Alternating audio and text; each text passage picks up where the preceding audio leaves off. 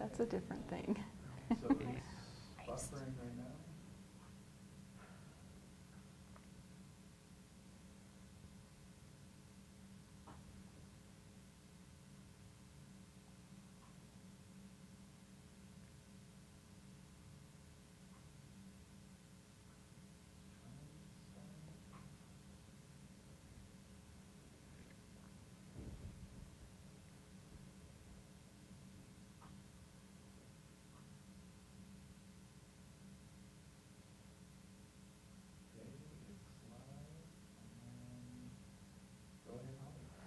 Hi, welcome back to On Point. We've had a little hiatus and are happy to get going again. I'm Holly Richardson. I write Holly on the Hill, a political blog. I'm joined today with Amy Newton, City Councilwoman, County Councilwoman. I knew I was going to do that. Salt Lake County Councilwoman, the only woman on the 9-member council right now. Michelle Mumford, who is the Vice Chair of the Republican Party for the state of Utah. Secretary. I gave we you. get new titles I bumped today. you. We might as well just start over, man. It must be the rain.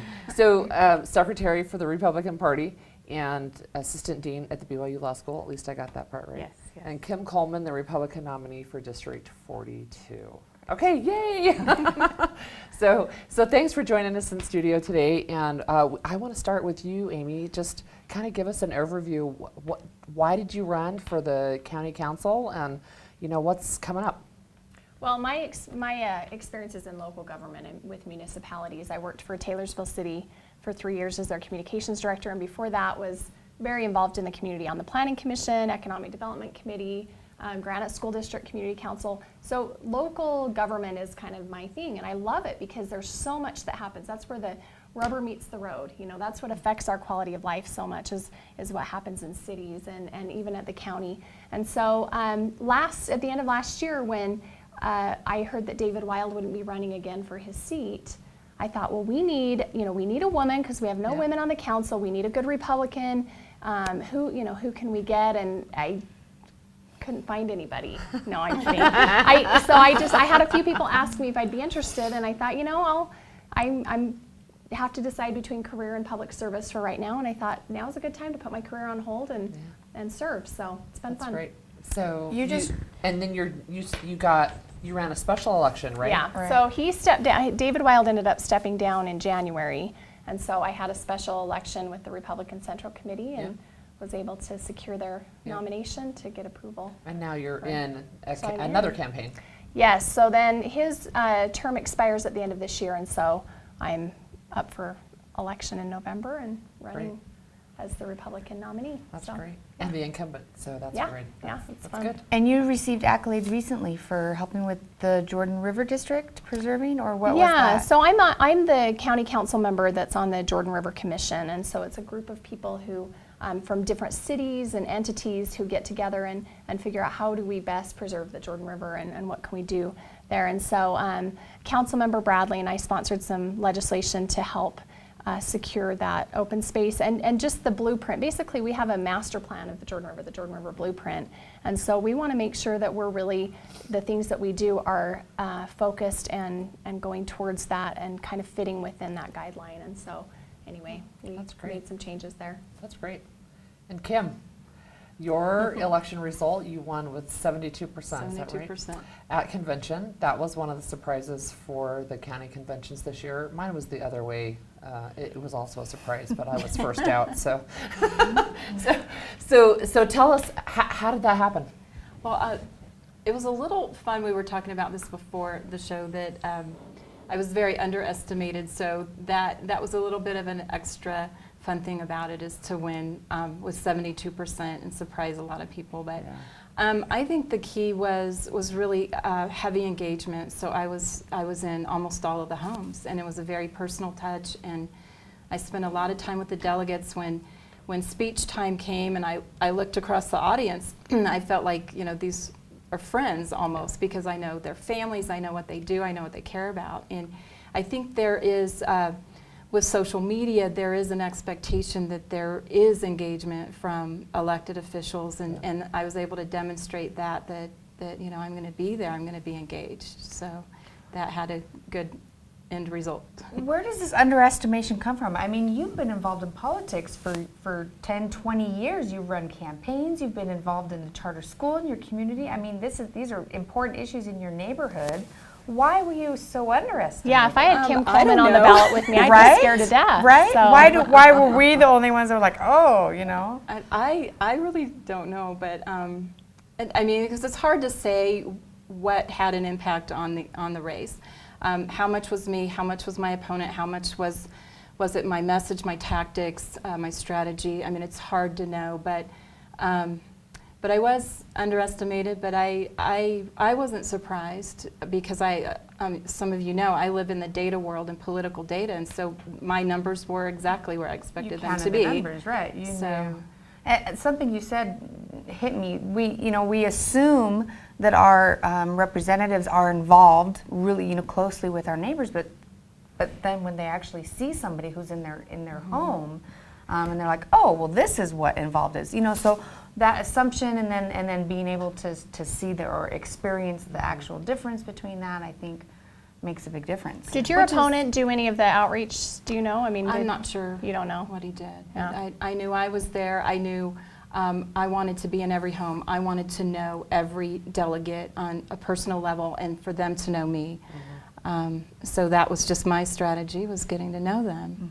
And for the next 7 months, I have the opportunity to get to know everybody else in the district. So I'll work hard till the end. Well, don't you think it's rewarding when you are making that personal connection? Because I know with my special election, I had 120 people that I had to connect with. And, some nights you'd be thinking, oh, I don't want to pick up the phone, or I don't want to go do this. And once you start doing it, I don't know about you, but I loved it. I love it. Like, it was I so love it. fun to talk to people. And, I mean, we're passionate about politics. So when you get a chance to sit and talk to somebody on the phone about politics when your husband's like, I'm done, I don't want to hear any more about politics. It's great. It's fun. I think that's the best part. I mean, I love the campaigning part, with walking up to every door and anticipating what's on the other side, and that I have this opportunity to get to know a voter and get to know a family and a neighbor.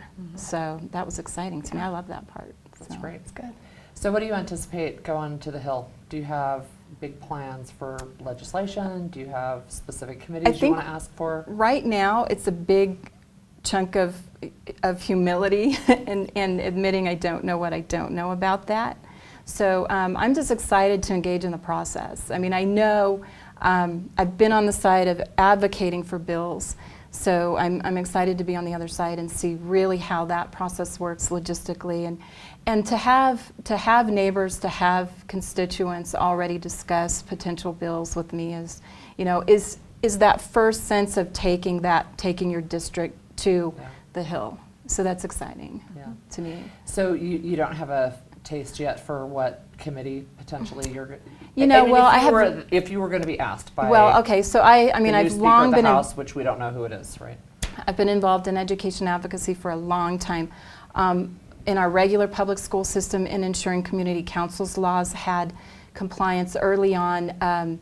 We discovered that there was widespread noncompliance with school community councils, which in effect was mismanaging public land trust funds. So working with the legislature to get that turned around, it resulted in a statewide audit that showed 80+% of public schools were non-compliant. Wow. And so I was involved with that almost a decade ago. From there to building a charter school and then continuing some education advocacy. So education's a big thing. Natural resources would be interesting to me at this point. I think that there's a lot of crucial things happening on that front. I also have a background in criminology, so law and criminal justice, that would be interesting to me. Great. So I want to know what inspired you to wear that blue suit coat today. I channeled you. I was channeling me. There was the girl part of the group. You mentioned we don't know who the speaker is yet. Yeah, Have correct. you been receiving calls from potential yes. leadership? Oh, that race has fun. started. That's awesome. It's fun. Kind of subtly, but Yeah, it's not out so there. subtle. It's definitely there's a race on. So Between? Greg Hughes and Brad D. So I I'm knew just I could telling get you, it from you. I'm just telling you, nobody's campaigning to me, right? But it's Greg Hughes and Brad D right now that, as far as I know, are running for speaker, and Don Ibsen's running for majority leader, and I don't know if somebody else is going to be in that race or not. But he already made that public, so. Well, I'll tell you, I watched Greg Hughes do some stand-up comedy the other night, and he's got some good stage presence there, Yeah. you know. The beard. Yeah, So his- is that the an scruffy asset for the look. speaker to have Somebody some who can do some comedic stand-up comedy, value? make things a little interesting when they get dry. It's better than a very colorful vocabulary, and you forget the mic's on. So That's true. that's happened. Has that happened? Oh yeah, oh yeah. That has happened. Recorded for posterity, right? For many years since we record all of the floor proceedings. You bet. So okay, Benghazi. Want to talk about Benghazi? We're surprised that Representative Chaffetz wasn't put on the special committee. It's not that surprising to me, actually, because he's gunning for chair of oversight, so to take Darrell Ice's spot as he term limits out this fall. And so I had already heard that he probably would not be picked for the committee because of the leadership position he's looking for. So, and he's And his involvement is already very, heavy Right. and his experience, And I think he's made even the if impact. Even if you just look locally at the investigative committee for the House, looking into John Swallow, they didn't take the people who had already been the most outspoken. Right. They didn't take Spencer Cox. Right. They didn't take some of those people who had already really established an opinion, so that they could go in and say, "Okay, fresh eyeballs. We're neutral. going to really look at this. Our goal is not." We don't have a specific end goal in mind, but we want to get to the truth. I know that that's been Congressman Chaffetz's perspective from the beginning. I mean, he's really been a bulldog about it, but it's to say, look, we want the truth. And we keep finding out that there's emails where things have been less than forthcoming, and then Well, the then- whole story about the video. And The Democrats are talking this morning, Nancy Pelosi, about boycotting the whole commission and not participating. And I don't understand. We have 4 people dead, an ambassador dead, and that they What's should the want big deal? the answers as well. that was a long time ago now. Yeah, and that's unfortunate. And what difference does it make? Well, and it's easy to say it is a difference does it make? partisan issue because it's an election year, and so well, you just dismiss it that way. But I mean, this is not right. This Yeah. is a big deal. Well, and it's been an election year now for 2 years. Yes. So I mean, it's In this constant news cycle, it's always an election year. right. So, I think it's really unfortunate. In fact, I saw something recently about Beirut, and it was Ronald Reagan, I think, was the president at the time, and he just took responsibility for it. The embassy was stormed, an ambassador died. He said, "We did it wrong. We called it wrong, and I take full responsibility. I'm really deeply sorry." And here we still have the cover-up. It's not that big a deal, and one of the questions they have not ever answered is, why do you have an openly gay ambassador in that country that's already a hotbed of anti-American sentiment, let alone anti-homosexual, right? And he's openly gay and out there, and what a target he became. Well, and it's Anyway. 9/11. You don't even have to have any other. Well, and they had warnings and all that. Yeah, so, I mean, there's just reason enough for all the embassies to have increased security during that period of time. And they'd requested it And there were repeatedly. multiple requests, yeah. So we can speculate on what that committee's going to find and whether the Democrats actually boycott it or not. Yeah. But yeah, so midterm elections, I think federally we're looking at Republicans continue to control the House. Democrats will probably pick up a couple of seats, but I don't think enough to make a difference. Right. And then Republicans are probably going to gain the Senate, don't you think? I think we pick up a few in the Senate. Yeah. Do you We're think looking we at pick up 6 enough strong to seats. bump over the 50% mark? I don't know, hope so. I mean, this Barely. is, I mean, the political climate, especially with things like Obamacare, is ripe for that. Yeah. So hopefully we do. Yeah, we'll see. What I saw nationally, actually, there's starting to be primaries across the country. Our primaries not until the end of June, but we had our convention cycle. So with a few exceptions, your race being one, It was a very good year to be an incumbent. Very, very good. Almost every incumbent is going back to the legislature. The ones who are running again is going back to the legislature without a primary, and we see that nationally as well. Most of the incumbents, they don't even have. It's not even a strong challenge, right? So we have this whole, we're going to run against Speaker Boehner, and we're going to run against Renee Elmers, and we're going to run against all these people, and the incumbents are just blowing them away. Why do you think that was so for the state level, the year for incumbents? I think. Especially with I the honestly- scandal. Everybody You know said, what? oh, the scandal is really going to hurt us. Do you know I don't what? think It it turned is. out to be nothing. Nobody cared, right? Nobody cared. And I think it's a response to both 10 and 12. So 10 was a really hot year with in the state with Bob Bennett, and we had Obamacare, and we had this It's kind of big, the Tea Party the year. whole Tea Party year. 2012 was the Orrin Hatch year. But it also was a high changeover because we had a lot of people who voluntarily left the legislature, right? We had others who were defeated for being, quote, too conservative that year. And then this year, I think people were just tired, right? I mean, I talked to people who were strong activists who were like, I'm not even going to my caucus this time. So can I tell you, tired of share with you something that I noted in my race? 80% of my delegates were first timers ever. Well, you saw saw that that at even at the convention, convention. when They everybody had And to stood stand up. James Yeah. Evans had, Chairman Evans had, everybody Yeah. knew. Of those 80%, almost all of those were first-time caucus goers, had never attended their Interesting. caucus. And so this is a brand-new pool of people that said, I want to be active this year. I want to Which participate shows this that year. all of those other caucus members from before, which was a record last, the 2 years ago too, didn't come back.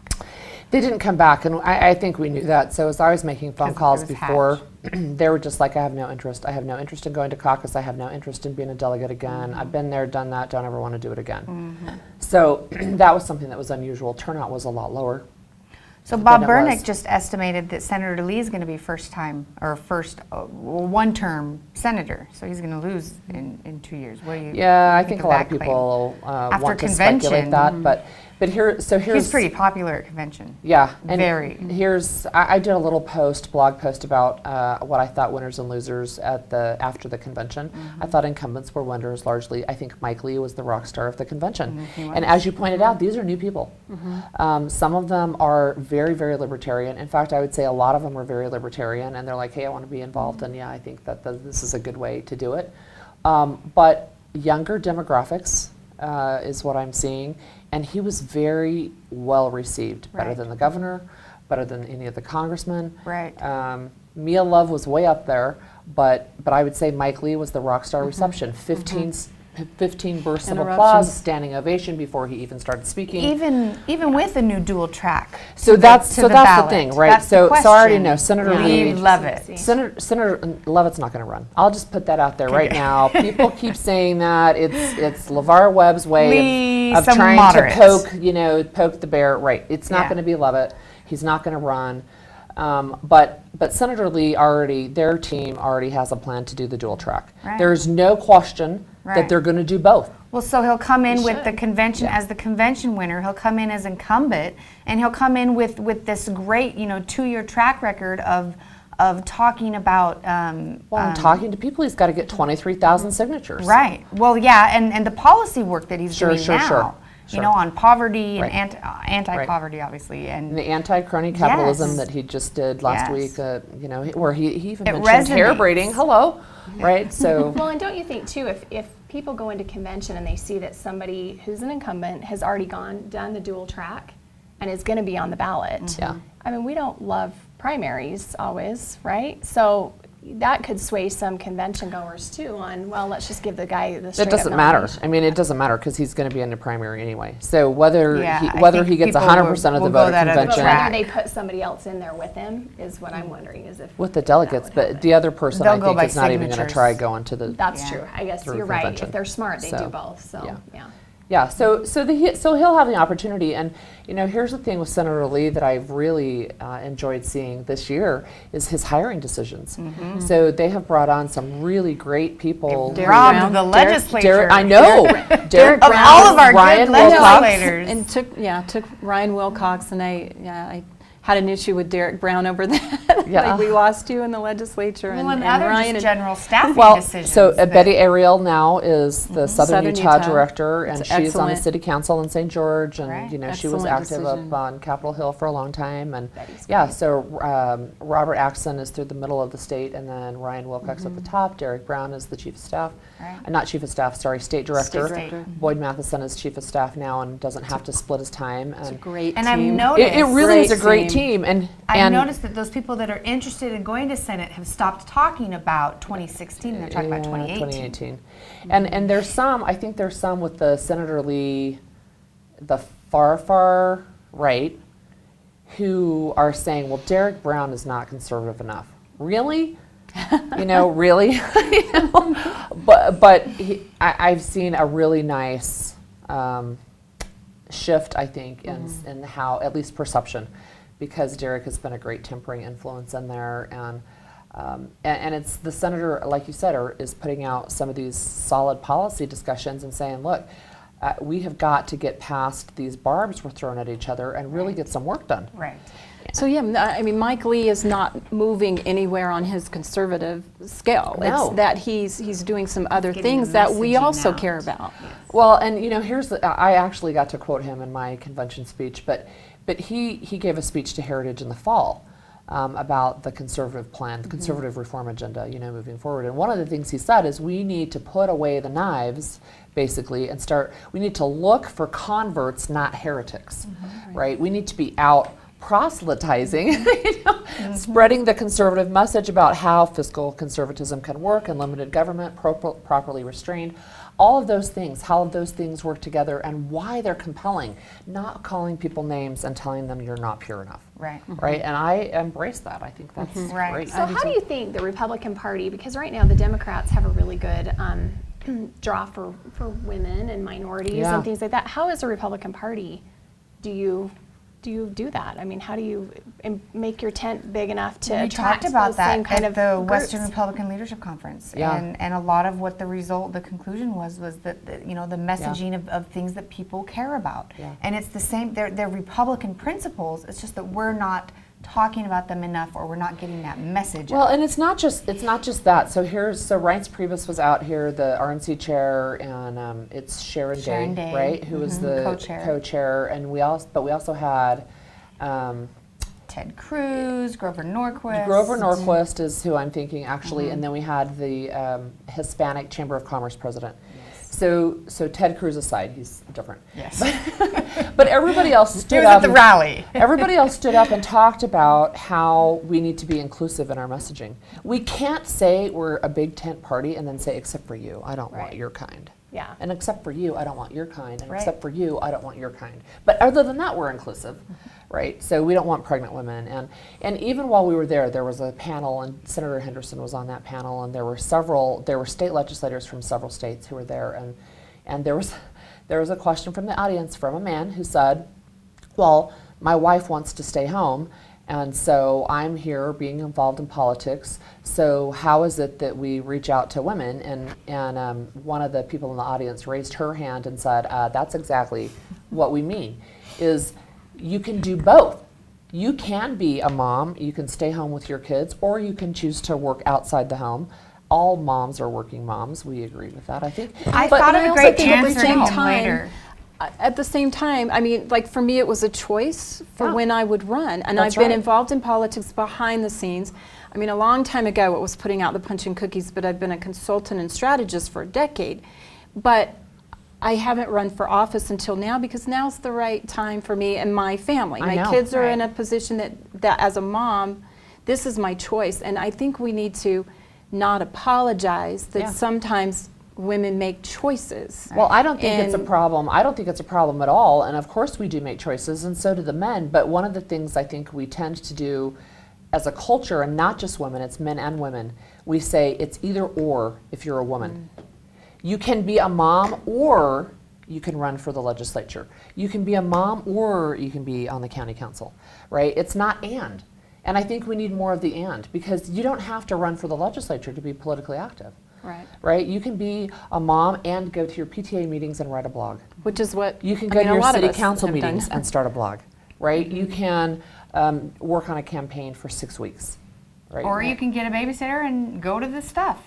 I mean, there's And all take all the levels. judgment that comes Right. with it. No, there's all levels. I mean, I've been involved for 13 years, but I didn't start getting really, really involved until just a couple years ago. Mm-hmm. Yeah, but I think it's different too when, I mean, for moms, I have 4 children. Yeah. For me, it was deciding between public service and a career. Yeah. Because I feel like I can do 2 things well, Not and 3. families one. Yeah. And so I think we are having to sometimes make hard choices that, men usually have maybe if we had a sister wife at home that could take care of the laundry and the dishes and, no, I'm just kidding. Sean Reyes will take care of that, I guess. Yeah, we can. We can. The judge just said we can have sister wives at home. That's how the women in the early pioneers were so successful. I love how we talk about, we had the first doctor and the first legislator. Yeah. Because she had a sister wife at home. Yeah, no kidding. No, look, the pioneer women were strong women. They There's were. no question, right? No, it's true. So Amy, what kind of county things? What are you looking at for the upcoming year, or even during the summer? Do you go into doldrums? You know what? We've got our mid-year budget that we're going to be tackling here soon, and then we do our budget in November, December, around those times. Right now, my goal is to learn as much as I can about issues. So I've been meeting with department heads, our different independent electeds. I toured the jail last week. There's just fun things that I'm doing to try and get as much information as I can. So come budget, you hate to see people rubber stamp Right. a mayor's budget. Right. I want to know what's going on so that I Right. can really be informed. And man, it's an $900 million budget. Yeah. There's a lot of stuff to learn. So that's kind and of a what lot we're of doing. moving There's parts. another for school sure. district issue too. Is that a county issue? No, it's not. One of the things that we did as a county is, we'll vote to support certain legislation during the session. Mm-hmm. And one thing that we did unanimously support is the bill that Craig Hall ran that would keep inequitable school districts from coming from city council. And Yeah. that unfortunately didn't go through all the way, but. Why? have South Jordan, ideas? South Jordan City killed it. They really wanted to be able to hold over Jordan's head that they may split, and so they came out strong and Wow. got their lobbyists and their forces going, and they were able to defeat that. But for the county, because we are a municipal government too, not only do we do the regional, the whole county, but we're the municipal government for the unincorporated areas. And we know how devastating an inequitable school district split Right. would be for some of the west side townships. So Right. I think we're still reeling from the Jordan Granite split yeah, canyons. canyons, Jordan Sorry, Canyon, Jordan don't jinx Canyons. granite. That would be Granite is the terrible. one who wants to now, They right? need- No, that Well, they're big. The split that's been in the news lately is South Jordan splitting from Jordan. Oh wow. So South Jordan City. So one surprising thing, very surprising thing to me on my campaign trail was the support for areas, municipalities, districts being able to decide if they want to split. And I thought that we still had so much heartburn over the former split that I just thought it was ubiquitous, disdain for the district splits. But I found that a large number of my delegates said, I think that city's communities should be self-determining on that front. Yeah. And I did not expect that. I think of all the things that came up, that was the thing that surprised me the most, was big support for districts or for communities being able to decide. But don't you Interesting. think it So- depends on which side of the fence you're on? If you're in a more, if you're in a wealthier area that can afford this to is do West these, Jordan, then you so- have a different perspective. I mean, maybe we're the too. epicenter Yeah, of, sure. of growth. I mean, we are. Yeah. I mean, I think the mean age is mid-30s. I mean, these are families raising children actively right now, and so I was really surprised. And we're the community that's we feel we're going to be impacted by some of the choices the district is saying. The Yeah. crazy schedules, the busing, Right, things right, like right. that. Yeah. And yet these, most of the people that I met with said communities should be self-determining. Granted, it should be equitable. There should be Right.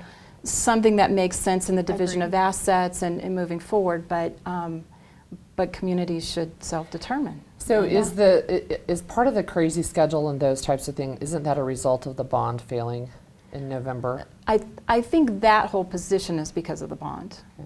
as a result of that. And the bond failed with a 70-something% Against, yeah. against. Yeah. So yeah, parents are looking at, are my kids going to go to school from 4:30 to 1 p.m.? 4:30 a.m.? Or That'd be great. Or 2 to 7. Yeah. Crazy Yeah. crazy ideas that are out there that aren't. Families don't want to see that happen Mm-hmm. either. So Yeah, and I heard from a lot of people, there's some issues in Jordan School District. They've got a PR problem, and it sounds like some other issues that they're having to work out. And I'm in Granite, so I'm not as familiar with the ins and outs there, but anyway.